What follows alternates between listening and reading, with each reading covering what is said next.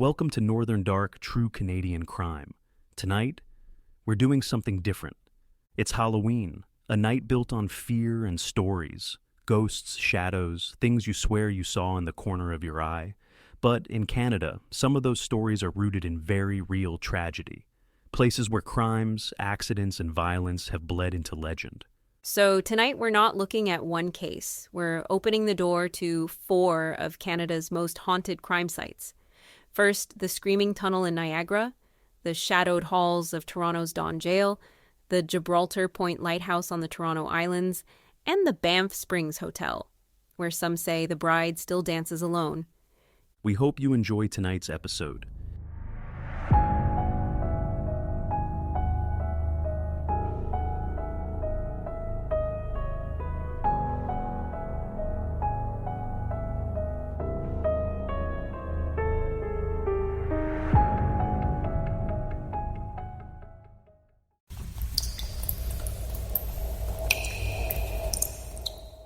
Out past Niagara Falls, tucked away off Warner Road, there's a place people whisper about. A narrow limestone passage, no longer used. Its walls damp, its ceiling low. They call it the Screaming Tunnel. On its own, it's nothing remarkable. Just a shortcut under what used to be a rail line. But the moment you step inside, the air changes. Cold, heavy. And then you remember the stories. They say a young girl died here. No one agrees on how. Some claim her home caught fire one night, and she ran, clothes already in flames, into the tunnel, screaming for help until the fire took her. Others tell it darker, a bitter custody battle, a father who refused to let her mother win. He chased her, cornered her in the tunnel, and with a lantern of kerosene, lit the match that ended her life. But here's the thing, no record confirms it. No obituary, no newspaper article, no police file naming a girl who burned alive beneath the tracks. That silence has only made the legend grow. Because when you stand there, when you run your hand across the damp limestone, you can imagine how easily the truth could have been buried. A domestic murder in a rural corner of Ontario in the early 1900s. Not every crime back then made the papers. And yet, whether the details are fact or folklore, the experience remains. People go down there to test it. They bring matches, light one. And almost every time, the flame dies, snuffed out, as if a sudden breath rushed through the tunnel. And if you believe the legend, if you linger too long, you'll hear it. Her scream, echoing off the walls, chasing you back out into the night. Now, skeptics say it's just the draft, the way the tunnel breathes. Strike a match anywhere underground, and air currents will find it. The scream could be kids, could be animals, could be your imagination doing tricks when the darkness closes in. But talk to the locals. They'll tell you a different story. They'll tell you about the times they went in with their friends as teenagers, laughing, daring each other to stay inside until midnight, and how not one of them made it through the night without running back out. They'll tell you about footsteps that follow when no one's there, or hands brushing their shoulders in the dark. The Screaming Tunnel isn't just a story. It's become a rite of passage in Niagara. If you've grown up there, odds are someone has dared you to test it, to strike the match, to wait for the scream. And every Halloween, they still go. Groups of kids, urban explorers, the curious, the reckless. Some return with nervous laughter. Others won't talk about what they saw. Whether or not the girl ever existed almost doesn't matter anymore. The legend has taken on a life of its own. A mix of history, fear, and imagination. That's how hauntings are born, when tragedy blurs into myth and the silence of the past becomes louder than fact. So, if you're out there this Halloween and you find yourself near Niagara, take a walk down Warner Road, step inside that tunnel, strike a match, and listen closely, because maybe, just maybe, you'll hear her scream.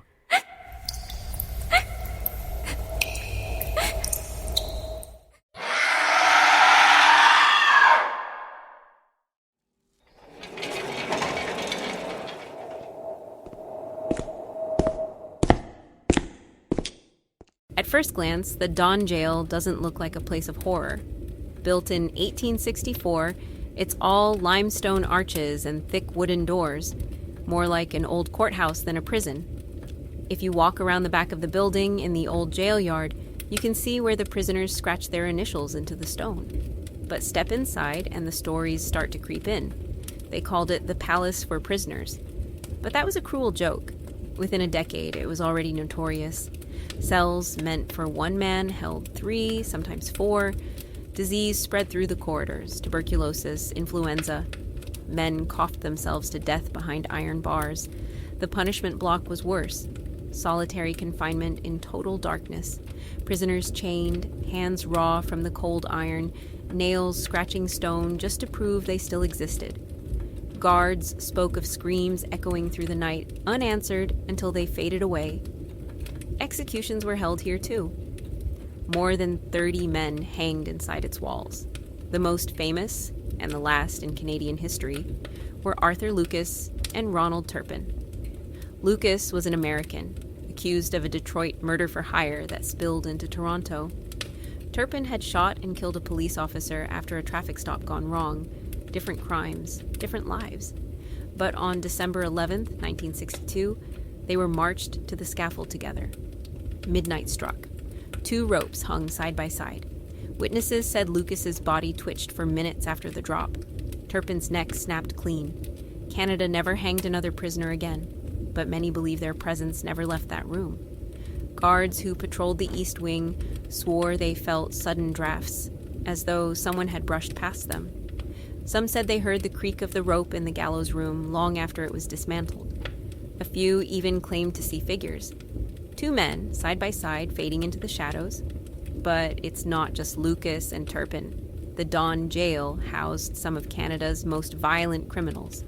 Men beaten to death in the yard, others who took their own lives in despair. There's a story about a prisoner in the 1890s who carved messages into his cell wall, promising revenge.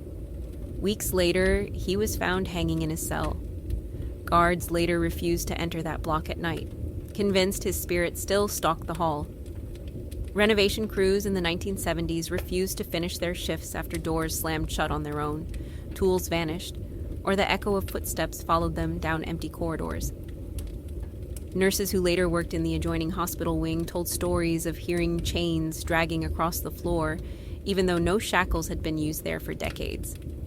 Skeptics will tell you it's just imagination. The draft of old stone walls, the shifting of metal beams, or the weight of history pressing on your mind. But the Don Jail isn't just a building. It's a place where hundreds of men suffered, and dozens died. A place where fear, violence, and death lingered for over a century. And whether you believe in ghosts or not, one thing's certain: step inside those crumbling corridors after dark, and you'll feel it. That tightening in your chest. That sense that someone's watching you from the shadows.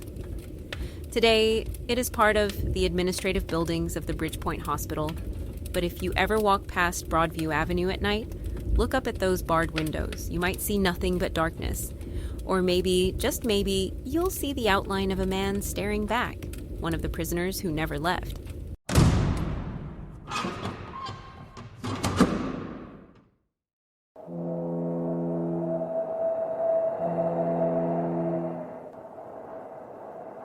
Just across the water from Toronto's harbor, the city lights fade into mist. Out on the islands, the air turns colder, still almost watching. And through the trees, a tower rises, 65 feet of pale limestone that has faced 2 centuries of storms, named the Gibraltar Point Lighthouse. They say its first keeper, John Paul Radelmuller, never really left. He was no campfire myth. Radelmuller was born in Bavaria around 1760. Tall, brown-haired, blue-eyed. Before Canada, he'd served princes in England, a trusted hand in royal households. When war and duty wore him thin, he came west, hoping for quiet. By 1809, he'd become the first keeper of this lonely light, charged with guiding ships through the fog on Lake Ontario. He lived on the island with his wife Magdalene and their daughter Arabella. Each night he climbed the winding stairs, trimmed the wick, and watched for sails on the horizon. He was said to be kind but private, and, depending on who you asked, a man with a small still hidden behind the lighthouse wall. Some whispered that he brewed beer for the soldiers at nearby Fort York. On a bitter January night in 1815, 2 soldiers from the Glengarry Light Infantry, John Blumen and John Henry, crossed the frozen harbor, looking for a drink. What happened next was never written down. But by morning, the keeper was gone. Neighbors searching the shoreline found blood in the snow, scraps of clothing, and nothing else. His wife never saw him again.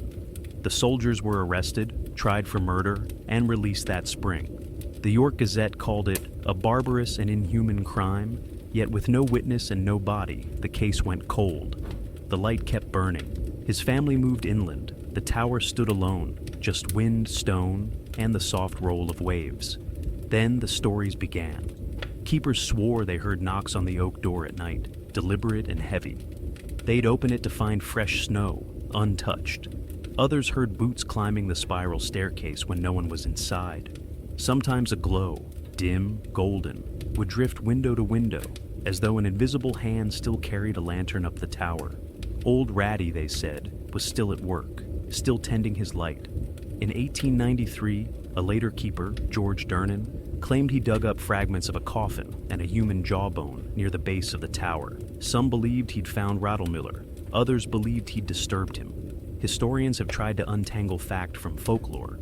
They found Rattlemiller's signature in government ledgers, his letters in archives, and records naming the soldiers who stood trial. Yet the final page of his story, how he died, where he rests, has never surfaced. More than 200 years later, the legend refuses to fade. Students visiting the Toronto Islands are still told about the murdered keeper, whose light never went out. Teachers, guides, and island locals point to the tower at dusk and say his lantern can sometimes be seen glowing through the fog. Skeptics call it a trick of the water, a reflection of city lights. Believers shake their heads, because when the lake is calm and the mist curls low around the island, visitors report the same thing. Boots on the stairs, a faint light climbing higher, and a sudden chill, like someone brushing past. Maybe it's the wind. Maybe it's him. The lighthouse still stands, weathered, silent, unblinking, its beam long since replaced by automation. Yet the stories linger like fog over the water. And if you ever take the ferry out after dark, stand beneath that tower and listen. If you hear footsteps on the stone steps, or see a lantern glow where no keeper should be, it might be John Paul Rattlemiller, still climbing the stairs, still tending the light he never got to finish.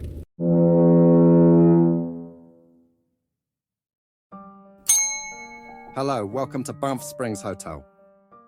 High in the Rocky Mountains of Alberta, overlooking the town of Banff, sits one of Canada's most famous landmarks named the Banff Springs Hotel, a castle of stone and turrets built in the 1880s to lure wealthy travelers west. By day, it's breathtaking. Snow-capped peaks, blue skies, the crisp mountain air. But at night, the walls hold a darker reputation. The hotel has seen tragedy. Guests have died of illness, accidents, even rumored suicides. Some rooms, staff say, were quietly sealed off after too many unexplained deaths. But one story rises above them all, the story of the bride. She was young, her wedding day was supposed to be perfect. The legend says she was walking down the grand marble staircase, veil flowing, guests waiting below. Then her heel caught, or maybe her gown brushed against a candle's flame. No one agrees on the detail. But she stumbled, fell hard, and in an instant the celebration turned into horror. Some say her neck broke on the stone steps. Others believe she caught fire before she fell. Her dress consumed in seconds. However it happened, the story ends the same way. A bride, gone before she ever said, "I do," and yet she never truly left. Guests have seen her dancing alone in the empty ballroom, a figure in white gliding to music no one else can hear. Others wake in the night to find her standing at the end of their bed, veil shadowing her face, hands outstretched as if she's still reaching for the life she lost. Staff cleaning the stairwell late at night tell of cold drafts, the scent of smoke, or the fleeting sound of a bride's sob.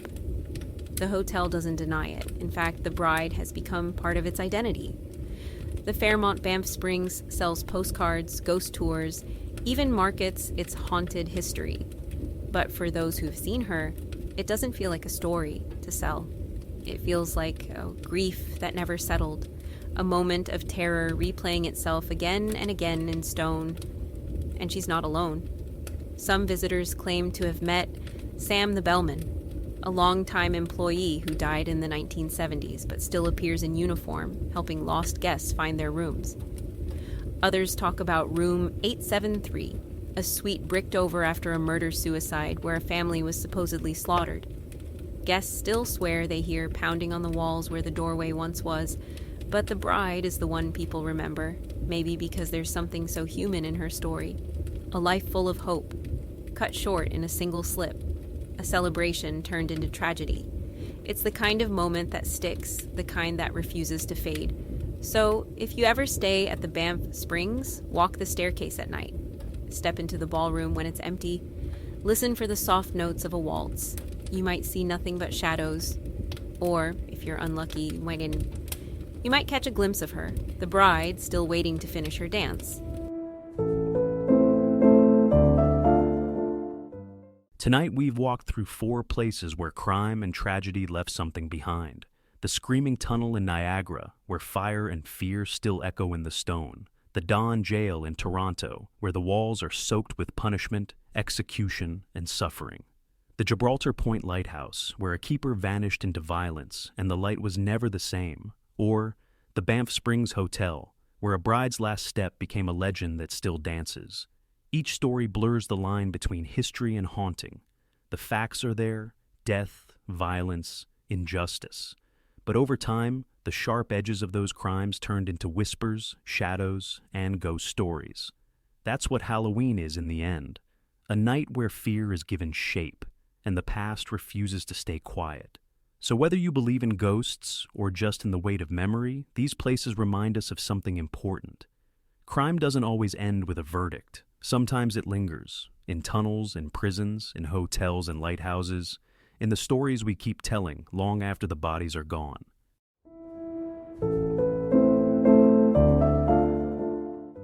Happy Halloween to everyone out there. Yes, happy Halloween, everyone.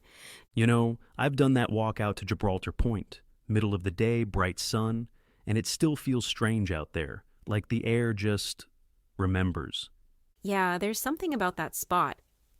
It's quiet in a way that doesn't feel natural. You can hear the city across the water, but it's distant. Like another world. And you can see the lighthouse from the ferry, sitting there by itself. Even knowing the history, it's hard not to picture a light moving in those windows. You're not saying you believe it, are you? I'm saying I don't not believe it. There's a reason people have been telling this story for 200 years. Yeah. Whether it's a ghost or just the weight of what happened. A man murdered in the cold, his body lost to the lake. It leaves a mark. And what I love is that students still hear it today. Every field trip to the Toronto Islands comes with that same story. The keeper who never stopped tending his light. That's the thing about legends. They start as whispers and end up part of the city itself. And honestly, whether he's still there as a spirit or not, I like to think that light never really went out.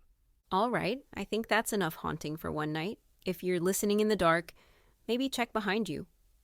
Or don't. It is Halloween after all. Let us know what you think. Do you believe in the ghosts of the Great Lakes? Or are these just crimes wrapped in fog and folklore? Tag us on X, drop a comment on one of our YouTube shorts, or send us your own Canadian ghost stories. And if you like this Halloween special, make sure you're subscribed. We've got more true Canadian crime coming soon. Until then, take care of each other. Happy Halloween, everyone.